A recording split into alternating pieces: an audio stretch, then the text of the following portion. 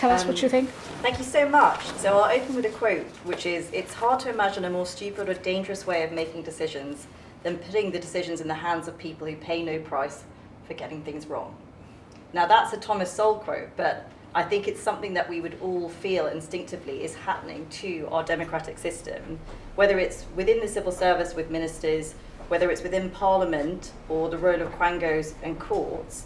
When people think of the state, I think what they want from the state is something which is quite local, human and efficient, but actually what they're getting is something which is big, remote, bureaucratic and dysfunctional. And you can see that even from the Conservative times in our big failures that we had, for example, around immigration, or even the small failures of the state that people face on a day-to-day basis, like trying to get HMRC to understand what's happening within their business, or trying to get hold of a GP. And the truth is, on all of those areas, the people who are making the decisions, where the power is held, is not the same group of people who are being held responsible. So you have this increase in bureaucracy and a decrease in accountability. And I'll just speak about two of the areas that I cover the most. The first is energy. Now, I believe that the Climate Change Act, what was put in place, essentially took away accountability from people when they were making decisions about the energy system. Essentially, it eliminated trade-offs by deciding one thing to do with the energy system, decarbonisation, would have a legislative hammer behind it, but other things that we care about from the energy system, for example, low-cost energy or supply of energy or growth in the economy, they do not. So suddenly when you're a minister and you have to decide between two things, one trade-off, decarbonisation, you could be sued, as I was, by multiple people, if you don't make those decisions. But on the others, on the cost of energy, for example, you are not. I think that is a gross imbalance. It's one of the reasons we've said we would repeal that act. And you can see what's happened because of that lack of accountability in the system. We have some of the highest cost energy in the world, and actually, as a developed country per capita, we have had one of the steepest decreases in electricity demand. So for an agenda that is pushing electrification, that is what the Climate Change Act wants everybody to do, wants people to use electricity, we've actually ended up with a system which is so high cost that our electricity use is falling. So again, the objectives do not meet the legislative architecture around the sector. The second area I wanted to mention was equalities, and other areas I picked up in opposition. Now, there are many things we can talk about in this area, but there's one thing that I just wanted to zero in on these opening remarks, which is the public sector equality duty, which was introduced in the Equality Act. Now, what that has done is it said across the public sector, you have to promote diversity, and one of the key things it says is reduce differences by groups. So you can look at the privileges that people might have. So let's talk about hiring, for example. What that means is that you now have people hiring often on the basis of how do I reduce the statistical difference within my company. So you've seen actually public sector bodies doing internships by race. So if you're white, you can't apply. I have actually sat on diversity panels where people have said, if I have a man and a woman put in front of me, I always pick the woman. And I've had to say to them, well, that's actually illegal. You're not meant to do that. But we can also talk about in terms of penalty. We've seen multiple cases recently in Southport, in Nottingham, where dangerous people were not properly treated by the system because people were worried about statistical differences. They said, I'm worried about overrepresentation of black men when it comes to knife crime or when it comes to being institutionalized. So they were picking again this idea that they needed to reduce the differences by groups over public safety. Now that idea that you judge people by their characteristic rather than the content of their character, that you see them as a statistical difference rather than an individual, that is the very definition of racism. And yet, that is what our legal architecture entails. So we can also talk a bit about what's happened in terms of power. So the courts and quangos deciding more and more things. We're going to be in a world where they decide rents, where they decide pay.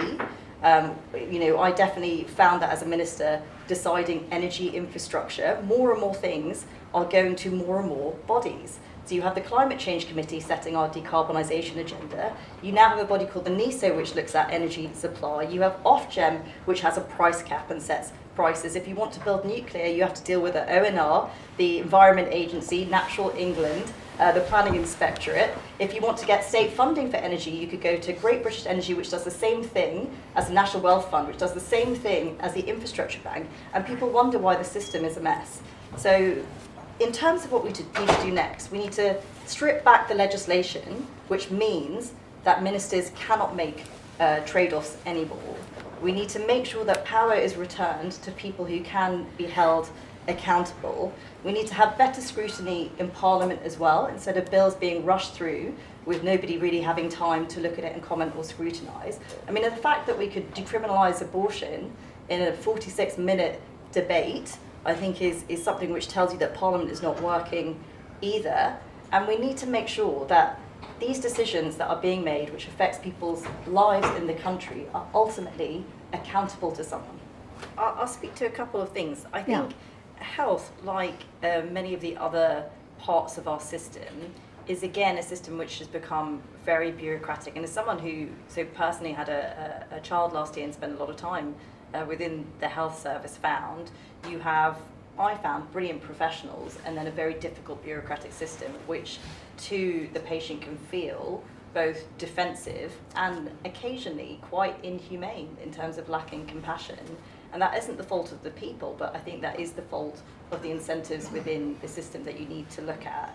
I will just speak to this point though, which was about the courts. I think the courts making decisions, whether that's on rent or setting pay or on deportation cases, is not the same as the courts holding the government accountable. And I think it also misjudges that there is a major other way of holding governments accountable, which is called elections.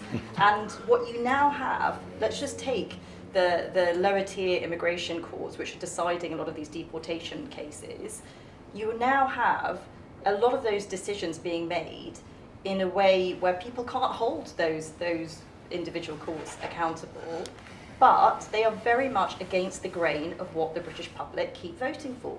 And they keep saying, we would like to deport people who are serious rapists or murderers or pose a serious threat to crime. You know, we do not want people in our country, whether they've got a child here, whatever it might be. And actually the combination of legal architecture and where those decisions are being made have not allowed us to live up to the will of the British people. So I do think you need to look at that. And I do think ministers, you know, I've had this sort of in various sessions where people say, well, how would you hold the ministers accountable? Well, you can vote them out at elections. Yes, so look, I think there is a huge problem in the world of energy in that you've got a huge amount of bodies who have a lot of control, and yet not a single one of them is actually accountable on cost of energy. So Ofgem, when it started, had about 300 people. It now has 2,000 people.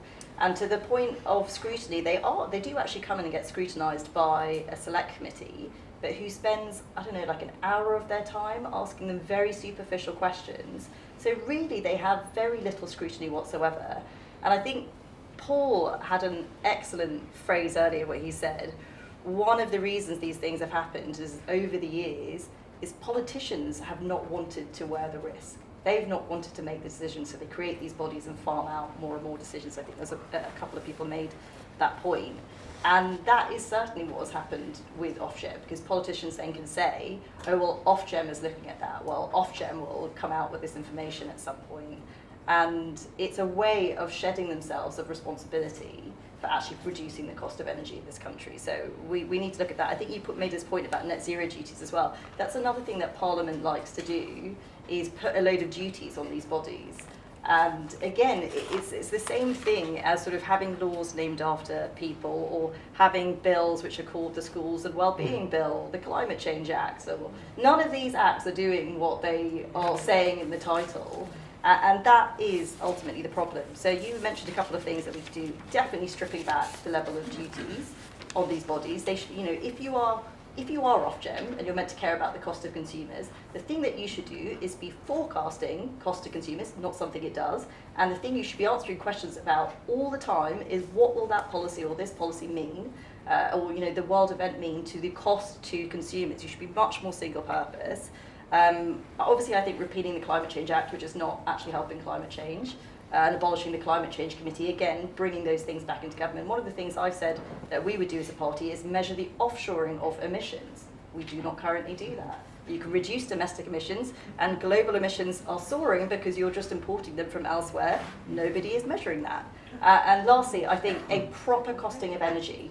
Nobody is doing that. One of the things I was horrified by, and then I will stop, sorry, this is my favourite subject. One of the things I was horrified by when I went into the department is the department does not have an accurate cost of energy. I spent 2 months going round in circles saying, well, actually, this isn't right and that isn't right. I wasn't an energy expert, I just had a numbers background. But the fact that internally in government, we're moving towards the most state control of energy that we've ever seen, huge amounts of policies flowing out of government. Nobody in that department has got an accurate costing of what that will do to bills. That is totally insane. If you don't measure something and don't report on it, you cannot be held accountable to it.